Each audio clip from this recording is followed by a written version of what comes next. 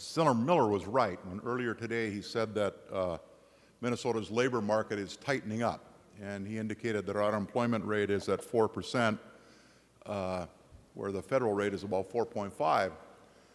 Members, the truth is, and Senator Miller, the truth is, Department of Economic Development came out with the new employment numbers today, and the rate's actually 3.8%.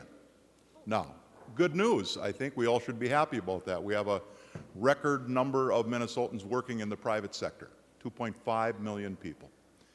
And as this labor market continues to tighten, and I think everybody agrees it will, wages are going to be pushed up. And communities need to be able to respond to that. And I have always in my time here given as much deference as I can to my locally elected officials because they really are closest to the communities that I represent. And this year I've got, if you look at the list, I probably introduced as many or more bills than anybody. And most of them are at the request of my local governments because they want or need some kind of an authorization from the state. So this morning, I decided to text my mayor, and many of you know where the town of Ely, Minnesota is, and to text my mayor because I'd read something in the paper about they were considering a resolution about this preemption issue.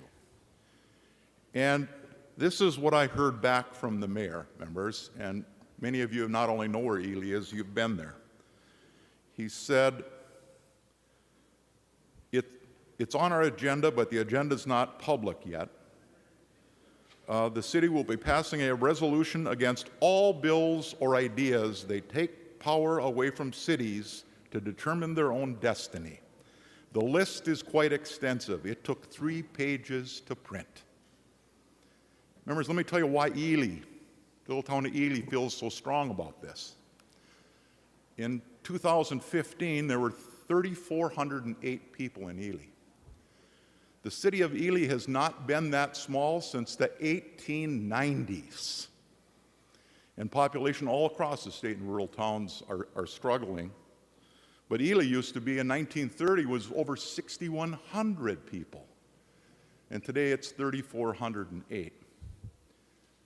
Members, they feel strongly about this in Ely because there probably isn't another community in this town that has felt the heavy hand of an upper level of government more than the city of Ely has. You know, when the Boundary Waters was created, they took all the motorboats away, they took the timber harvesting away, they took the mining away, and the city of Ely was devastated. 84 families lost their family resorts, with the federal government with a gun to their head saying, you either take our offer or we'll take it by eminent domain. And it happened again not too far from Ely and Voyageurs National Park when the federal government came in and told all those cabin owners on all those big lakes, Captogavan, Namakan, Rainy, Sandpoint, family cabins for generations.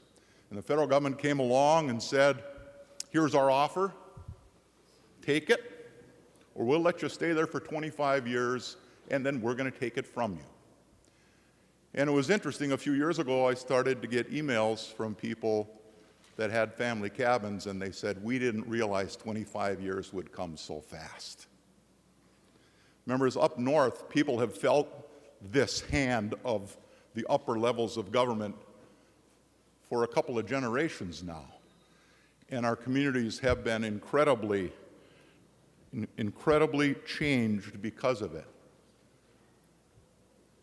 So I really understand the passion that our local government officials have to be able to determine the destiny of their own community and not have the state government or the federal government come in and lay down the thumb of what they think our communities should look like.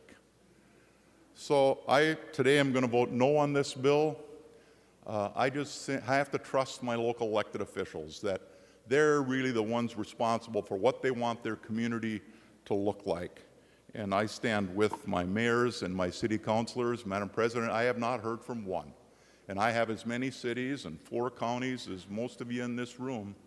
And I have not heard from one local elected official that wanted this bill to pass.